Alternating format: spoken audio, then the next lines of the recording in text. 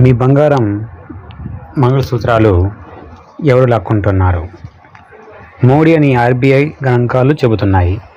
RBI data ప్రకారం భారతీయులు తమ బంగారు ఆభరణాలను 2023-2024లో 1,00,000 కోట్లకు పైగా రుణం తీసుకోవడానికి తనఖా పెట్టారు.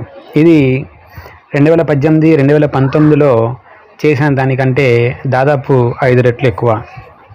ప్రజల బంగారం, మహిళల మంగళసూత్రాలు లాక్కొని మతపరమైన మైనార్టీలకు పంచుతామని కాంగ్రెస్ పార్టీ ఎన్నికల మేనిఫెస్టో వాగ్దానం చేస్తుందన్న ప్రైమ్ మినిస్టర్ నరేంద్ర మోడీ అబద్ధం కఠోరమైన, ప్రమాదకరమైన, దుర్మార్గమైన మరియు నైతిక నిర్లక్ష్యంగా ఉంది. మోడీ వాదన హేయం మాత్రమే కాదు, ఇది బంగారు వ్యంగ్యం కూడా. మోడీ హయాంలోనే భారతీయ కుటుంబాలు తమ బంగారాన్ని గరిష్టంగా తాకట్టు పెట్టాల్సి వచ్చిందని తేలింది. నిక్కచ్చిగా చెప్పాలంటే మహిళల మంగళసూత్రాలు, కుటుంబాల బంగారాన్ని లాగేసుకున్నది మోడీయే కావచ్చు. ఇప్పటికీ మోడీ తన బహిరంగ ప్రసంగాలలో విపరీతమైన అసంబద్ధతలకు గురి కావడంలో ఆశ్చర్యం లేదు. 50 రోజుల్లో నల్లధనం వెనక్కి తీసుకురాకపోతే నన్ను శిక్షించండి అంటూ తన పెద్ద నోట్ల రద్దు ప్రయోగం విపత్తు అని గ్రహించిన రోజుల తర్వాత మహాభారత యుద్ధం 18 రోజుల్లో గెలిచింది. 21 రోజుల్లో కరోనా యుద్ధం గెలుస్తాం అనే భయాందోళన ప్రసంగం. లాక్డౌన్కు ముందు లేదా ఓడిపోయిన బెంగాల్ ఎన్నికలలో దీదీ ఓ దీదీ అసహ్యకరమైన నిందలు మోడీ యొక్క నిరాశతో కూడిన ఆందోళనలకు ఇటీవల కొన్ని ఉదాహరణలు. కాంగ్రెస్ ప్రజల బంగారాన్ని సముపార్జించి ముస్లింలకు అప్పగిస్తామని ఆయన చేసిన అసంబద్ధ వాదన మరో స్పష్టమైన నిస్పృహకు సంకేతం. కానీ అసాధారణమైన, ప్రమాదకరమైన మరియు దద్దుళ్ళు. ఎన్నికల వేడిలో మోడీ అబద్ధాన్ని కేవలం రాజకీయ వాక్చాతుర్యం అని నిర్మోహమాటంగా కొట్టిపారేలేం. కుక్క విజిల్ బిగ్గరగా మరియు స్పష్టంగా ఉంది.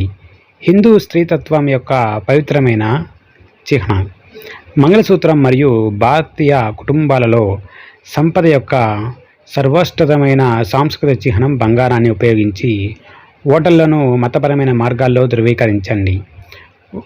వాట్సాప్ గ్రూప్ల, డార్క్ వెబ్ ద్వారా ద్వేషాన్ని పెద్ద ఎత్తున ప్రచారం చేసే బీజేపీ వ్యవస్థ ద్వారా విస్తరించబడింది. ఇది తీవ్ర మతపరమైన ఉద్రిక్తతలకు మరియు హింసను ప్రేరేపించగలదు. ఇది భయంకరమైన సామాజిక పరిమాణాలకు దారితీస్తుంది. మోడీ హయాంలో బంగారం రుణాలు రెట్టింపయ్యాయి. సెల్లింగ్ ద ఫ్యామిలీ సిల్వర్ అనేది డెస్పరేట్ టైమ్స్ని సూచించడానికి ఒక ఆంగ్ల ఇండియం. ఇది భారతదేశంలో కుటుంబ బంగారాన్ని తనఖా పెట్టడానికి సమానం. భారతీయ కుటుంబాలు ఇటీవల ప్రమాదకర వేగంతో చేస్తున్నది ఇదే. భారతీయ రిజర్వ్ బ్యాంక్ డేటా ప్రకారం భారతీయులు తమ బంగారు ఆభరణాలను 2023-2024లో 1,00,000 కోట్లకు పైగా రుణం తీసుకోవడానికి తాకట్టు పెట్టారు. ఇది 2018-2019లో చేసిన దానికంటే దాదాపు 5 రెట్లు ఎక్కువ. ఇటీవలి చరిత్రలో బంగారు రుణాల్లో ఇది అత్యంత వేగంగా వృద్ధి చెందడం మరియు బ్యాంకులు మరియు ఇతర ఆర్థిక సంస్థలకు ఆర్బీఐ రంగంలోకి దిగి హెచ్చరికలు జారీ చేయాల్సి వచ్చింది. మొత్తం వ్యక్తిగత రుణాలలో గోల్డ్ లోన్ల వాటా మార్చి 2019లో 1% నుండి దాదాపు 2.5 రెట్లు పెరిగి కోవిడ్-19 సమయంలో మార్చి 2020లో దాదాపు 2.5% మరియు ఫిబ్రవరిలో 2024లో 2% పెరిగింది. కుటుంబ ఆభరణాలను తాకట్టు పెట్టడానికి మరియు కష్ట సమయాల్లో డబ్బు తీసుకోవడానికి కుటుంబాలు పాన్ బ్రోకర్ వద్దకు నెట్టబడడం భారతదేశంలో సాంస్కృతిక మరియు సామాజిక దూషణ.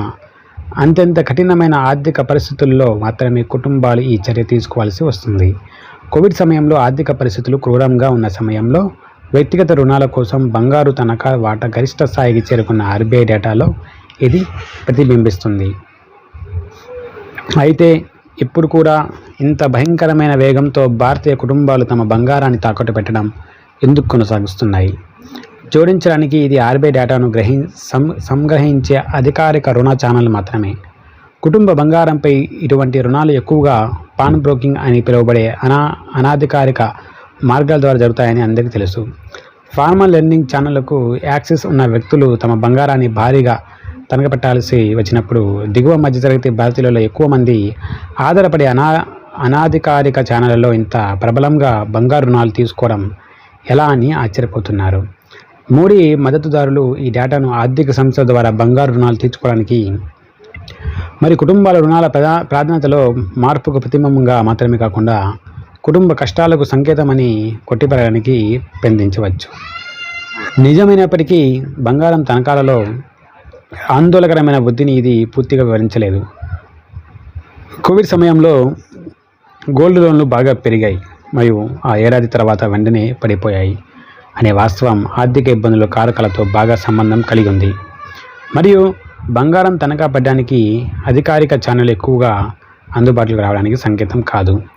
బంగారు ఆభరణాలు లాక్కున్న మోడీ ఇతర ముఖ్యమైన డేటా పాయింట్ ఏమిటంటే, గత 5 ఏళ్లలో భారతదేశం యొక్క బంగారు దిగుమతులు కూడా 20% తగ్గాయి.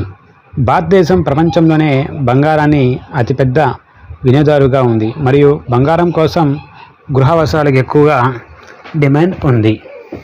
ఫలితంగా బంగారం దిగుమతులు పెరుగుతాయి. వాస్తవానికి బంగారానికి ఎక్కువ గృహ డిమాండ్ అనేది కుటుంబాలకు అధిక ఆదాయాలు మరియు పొదుపు యొక్క విధి. వాణిజ్య మంత్రిత్వ శాఖ గణాంకాల ప్రకారం మన్మోహన్ సింగ్ హయాంలో యూపీఏ 1 మరియు యూపీఏ 2 మధ్య బంగారం దిగుమతులు పరిమాణంలో 24% మరియు విలువ ప్రకారం 224% పెరిగాయి. ఇదిలా ఉంటే మోడీ హయాంలో బంగారం దిగుమతులు తగ్గాయి.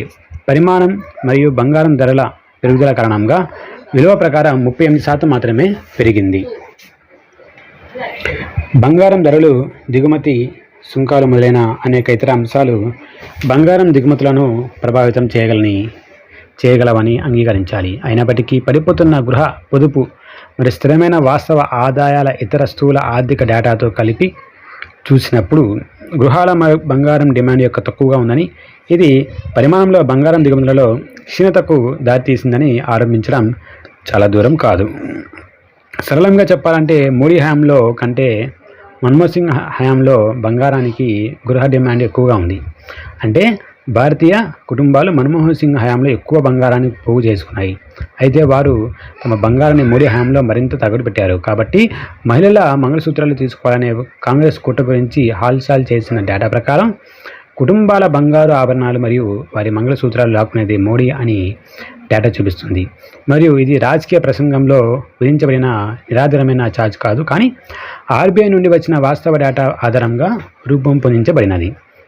ఇప్పుడు రాజకీయాలు మరియు ఎన్నికలు మాత్రమే వాస్తవాలు మరియు సత్యాలతో నడబడి ఉండే బహుశా భారతీయ కుటుంబాలు మెరుగైన ఆర్థిక నిర్వాహకులను ఎన్నుకోవడం ద్వారా తనఖా పెట్టడం కంటే ఎక్కువ బంగారాన్ని సేకరించి ఉండేవి. ప్రవీణ్ చక్రవర్తి రాజకీయ ఆర్థికవేత్త మరియు Congress party senior officer bearer అని ట్వీట్ చేశారు. అభిప్రాయాలు వ్యక్తిగతమైనవి.